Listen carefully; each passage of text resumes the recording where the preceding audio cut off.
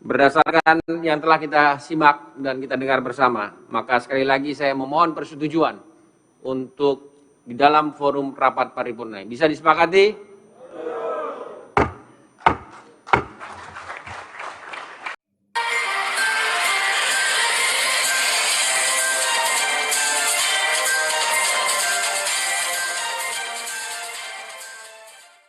Halo sahabat Inspirasi News, DPR, DPD, dan perwakilan pemerintahan Jokowi akhirnya resmi menyetujui agar Omnibus Law RUU Cipta Kerja atau Ciptaker ditetapkan menjadi undang-undang. Padahal hingga hari ini mereka dihujani protes untuk menolak RUU Omnibus Law dari serikat buruh, mahasiswa, hingga koalisi masyarakat sipil.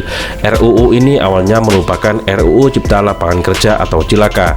Keputusan tersebut diambil dalam rapat paripurna DPR RI masa persidangan 1 tahun sidang 2019-2020 pada Senin 5 Oktober 2020 dimulai pukul 13.30 WIB. Besok DPR RI langsung melaksanakan masa reses. Wakil Ketua DPR RI Aziz Samsudin sebagai pemimpin sidang pada pukul 17.55 meminta persetujuan dalam forum paripurna. Berdasarkan yang telah kita simak dan kita dengar bersama, maka sekali lagi saya memohon persetujuan untuk di dalam forum rapat paripurna. Bisa disepakati?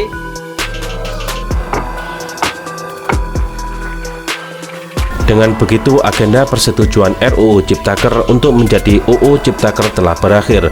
Aziz menskor sidang untuk swafoto para menteri yang hadir.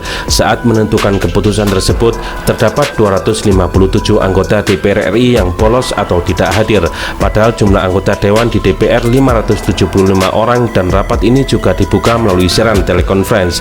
Menteri Koordinator Perekonomian Erlangga Hartarto mengatakan, pemerintah mengapresiasi yang menyatakan setuju RUU Ciptaker menjadi UU.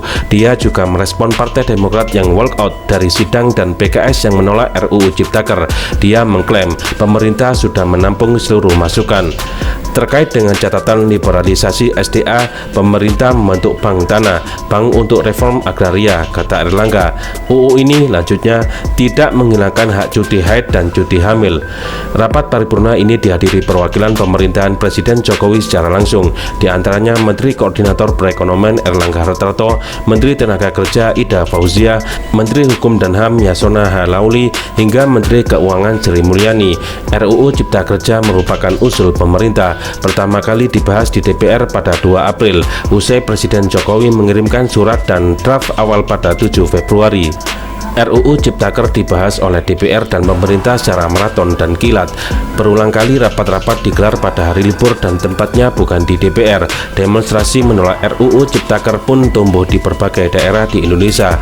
Ketua Badan Legislasi DPR RI Supratman Andi Aktas menuturkan pembahasan RUU Ciptaker melalui 64 kali rapat. Rinciannya 2 kali rapat kerja, 56 rapat panja, dan 6 kali rapat tim khusus dan sinkronisasi. Dilakukan mulai hari Senin sampai dengan Minggu, dari pagi sampai dengan malam dan dini hari. Bahkan masa reses pun tetap melaksanakan rapat baik di gedung DPR maupun di luar gedung DPR.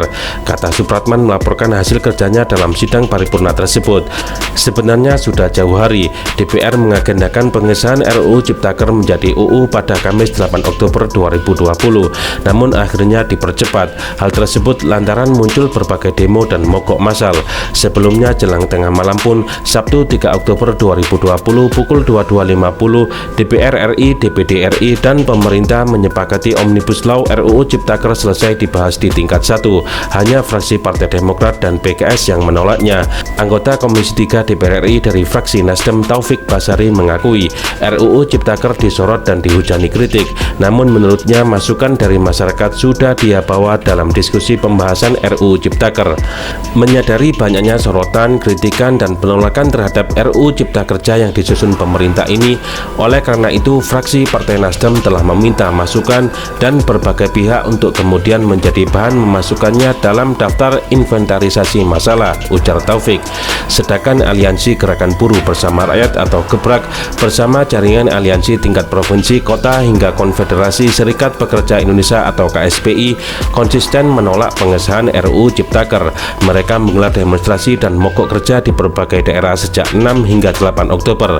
Salah satu pimpinan protes besar-besaran tersebut ialah Ketua Kongres Aliansi Serikat Buruh Indonesia atau KASBI, Nining Elitos.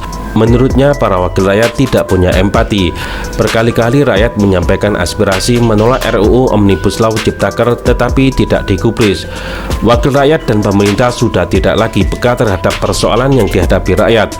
Mau tidak mau di masa pandemi, saat rakyat khawatir masalah kesehatan dan keselamatan, tetapi kita dipaksakan untuk turun ke jalan. Dipaksa harus melawan karena tidak ada itikat baik, ujar Nining. Ketua Majelis Nasional Federasi Serikat Buruh Karya Utama atau FSBKU Yohanes Joko Purwanto menyatakan siap mulai turun ke jalan mengkoordinir buruh yang ada di Lampung. Dalam situasi ini, kata dia, sudah tidak ada lagi kompromi dan negosiasi yang bisa dilakukan. Pilihannya adalah membatalkan Omnibus Law, itu harga mati. Oleh karena itu, besok kami bersama elemen buruh, mahasiswa, dan elemen lain akan turun ke jalan, kata dia.